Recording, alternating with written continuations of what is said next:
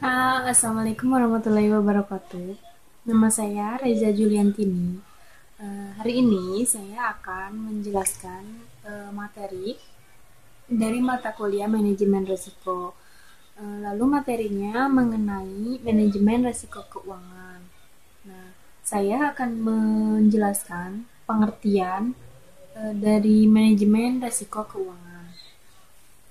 Manajemen risiko keuangan adalah suatu pendekatan terstruktur dalam mengelola ketidakpastian yang berkaitan dengan ancaman. Suatu rangkaian aktivitas manusia termasuk penilaian risiko, pengembangan strategi untuk mengelola dan mitigasi risiko dengan menggunakan pemberdayaan atau pengelolaan sumber daya. Strategi yang dapat diambil antara lain menghindari risiko, mengurangi efek negatif, dan menampung sebagian atau semua konsekuensi risiko tertentu.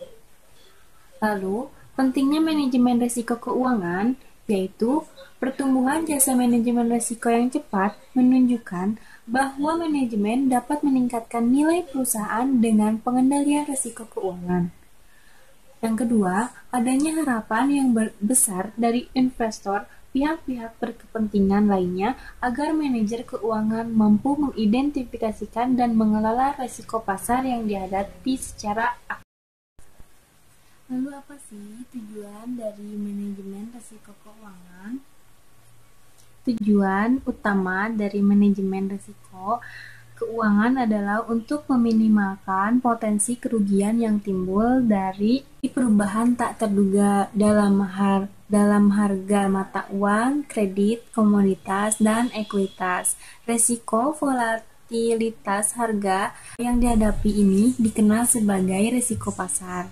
Risiko pasar terdapat dalam berbagai bentuk, meskipun fokus terhadap volatilitas harga atau tingkat, akuntan manajemen perlu mempertimbangkan risiko lainnya, seperti risiko likuiditas. Risiko likuiditas timbul karena tidak semua produk manajemen risiko keuangan dapat diperdagangkan secara bebas.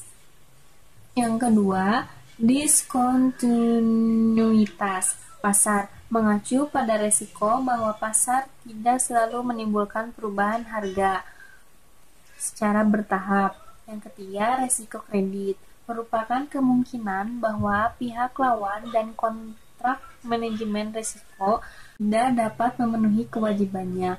Risiko regulasi adalah risiko yang timbul karena pihak otoritas publik melarang penggunaan suatu produk keuangan untuk tujuan tertentu. Yang kelima, risiko pajak merupakan risiko bahwa transaksi lindung nilai tertentu tidak dapat memperoleh perlakuan pajak yang diinginkan.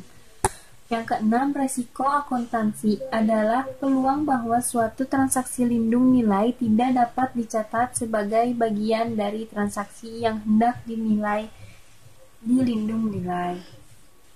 Pertumbuhan jasa manajemen risiko yang cepat menunjukkan bahwa manajemen dapat meningkatkan nilai perusahaan dengan mengendalikan risiko keuangan.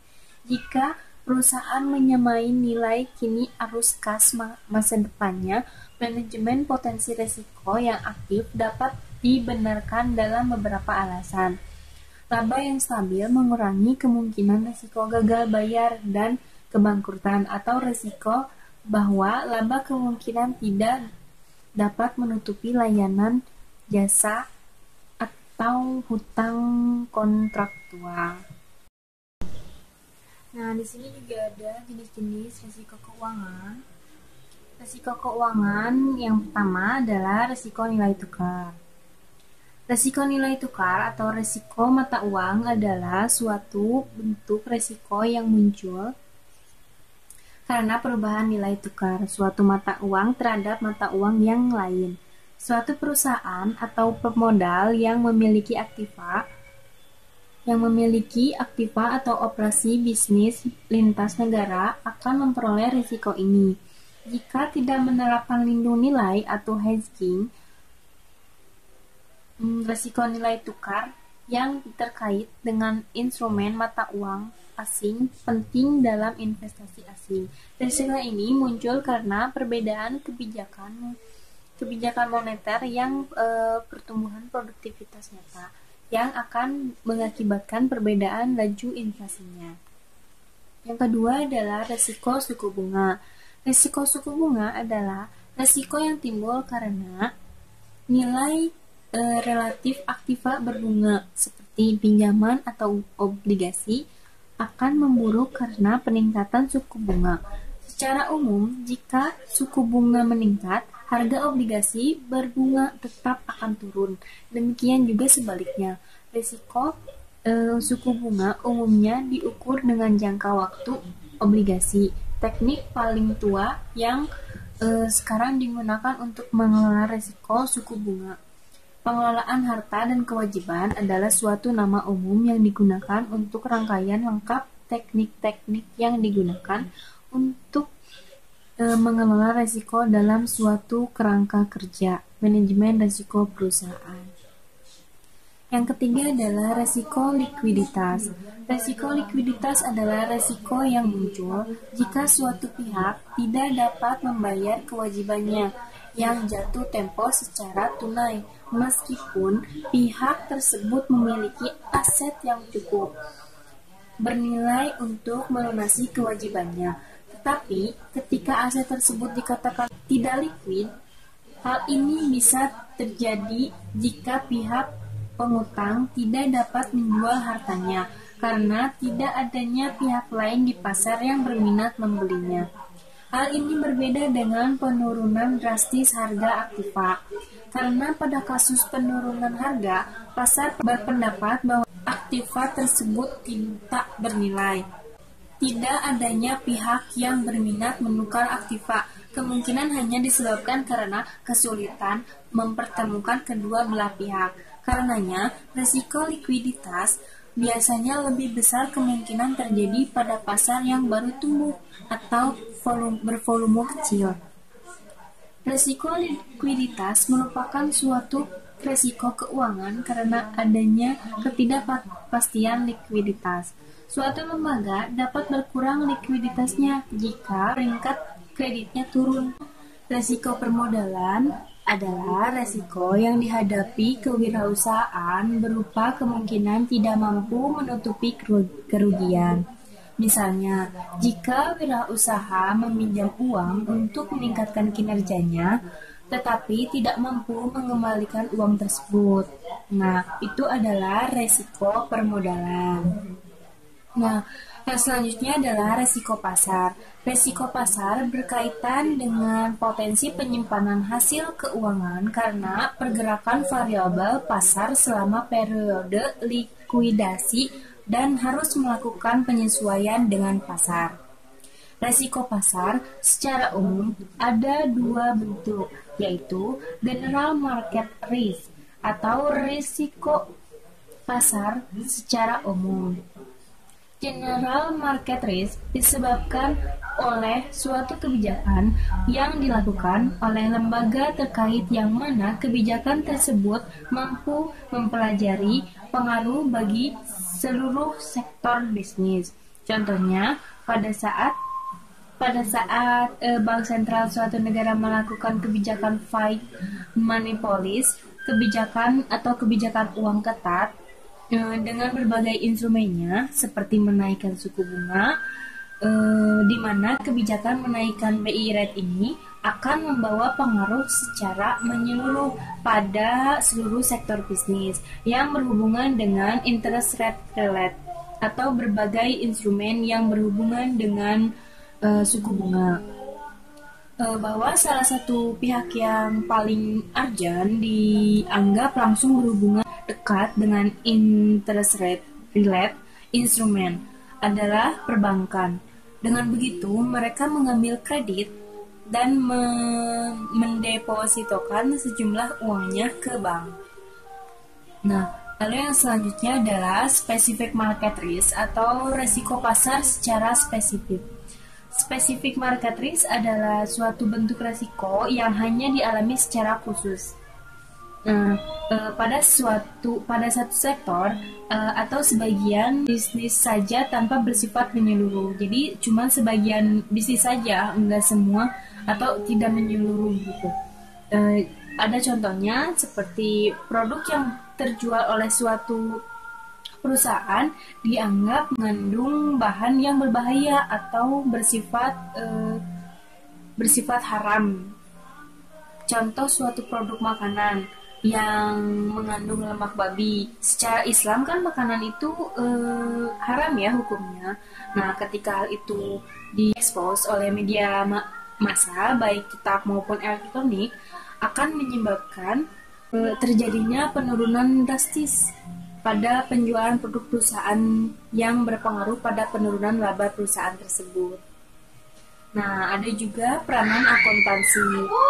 Peranan akuntansi membantu dalam mengidentifikasi exposure pasar, mengkuantifikasi keseimbangan yang berkaitan dengan strategi respons, risiko alternatif, ukur potensial yang dihadapi perusahaan terhadap resiko tertentu, mencatat produk lindung nilai, dan mengevaluasi efektivitas program lindung nilainya. Poin-poin pengendalian keuangan. Sistem evaluasi kinerja terbukti bermanfaat dalam berbagai sektor. Sektor ini mencakup tetapi tidak terbatas pada bagian treasury perusahaan, pembelian dan anak perusahaan luar negeri. Kontrol terhadap bagian treasury perusahaan mencakup pengukuran kinerja seluruh program manajemen risiko nilai tukar, mengidentifikasikan lindung nilai yang digunakan dan pelapor hasil lindung nilai. Sistem evaluasi tersebut juga mencakup mana dan sejauh apa bagian treasury perusahaan membantu unit usaha lainnya dalam organisasi itu. Nah, tolak ukur yang sesuai objek dari manajemen risiko adalah untuk mencapai keseimbangan antara pengurangan risiko dan biaya.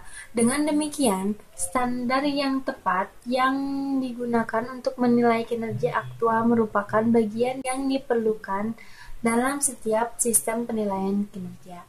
Acuan ini perlu diperjelas di bagian awal sebelum pembuatan program perlindungan dan harus didasarkan pada konsep biaya kesepakatan. Sistem pelaporan. Sistem pelaporan risiko keuangan harus dapat merekonsiliasikan sistem pelaporan internal dan eksternal. Kegiatan manajemen risiko memiliki orientasi ke depan, namun pada akhirnya mereka harus merekonsiliasikan dengan pengukuran potensi risiko dan akun-akun keuangan untuk keperluan pelaporan eksternal. Pendefinisian dan perhitungan risiko translasi. Perusahaan dengan operasi luar negeri yang signifikan menyusun laporan keuangan konsolidasi yang memungkinkan para pembaca laporan keuangan mendapatkan pemahaman yang holistik atas operasi perusahaan baik domestik dan luar negeri.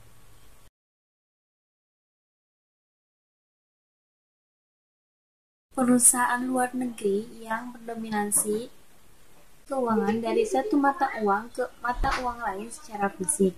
Translasi hanyalah perubahan satuan unit moneter, seperti hanya sebuah neraca dalam nilai ekuivalen dolar Amerika Serikat.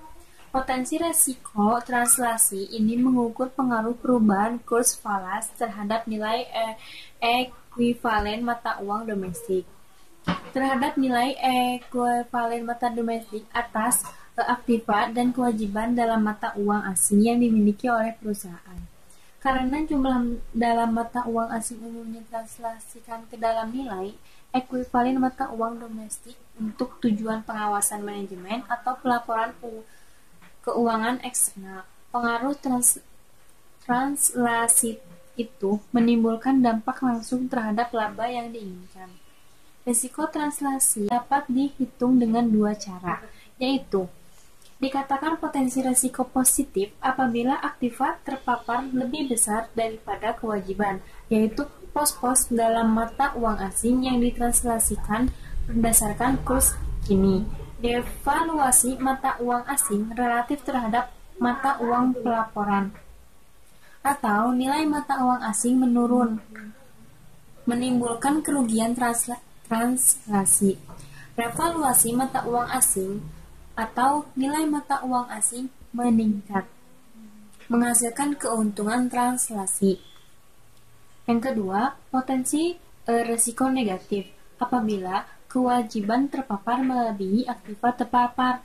Dalam kasus ini, devaluasi mata uang asing menyebabkan timbulnya keuntungan translasi.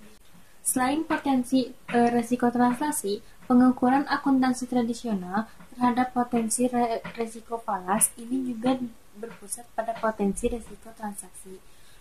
Potensi risiko transaksi berkaitan dengan keuntungan dan kerugian nilai tukar valuta asing yang timbul dari penyelesaian mata uang asing.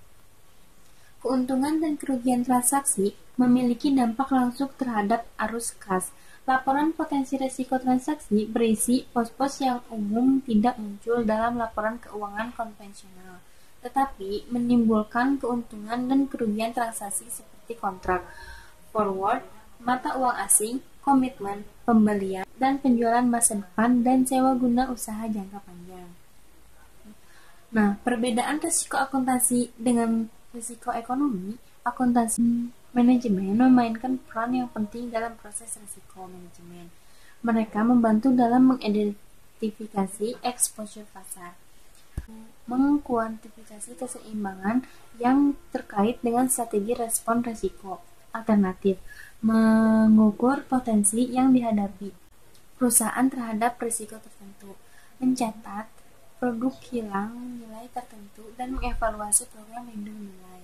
Peran lainnya yang dimainkan oleh para akuntan dalam proses manajemen risiko meliputi proses kuantifikasi penyeimbangan dan berkaitan dengan alternatif strategi respon risiko. Risiko kurs valuta asing adalah salah satu bentuk risiko yang paling umum dan akan dihadapi oleh perusahaan multinasional.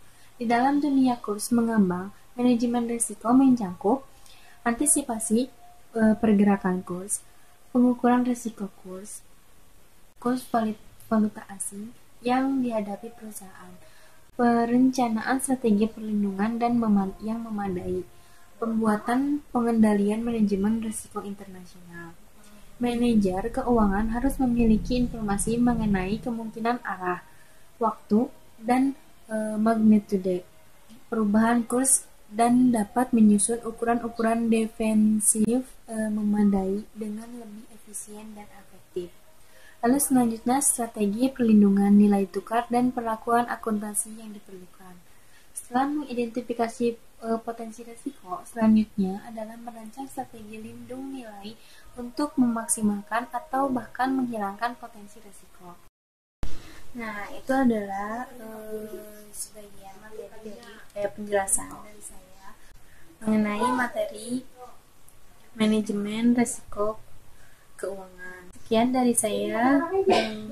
Mohon maaf bila ada salah kata dari video ini dan mohon maaf lahir batin. Assalamualaikum warahmatullahi wabarakatuh.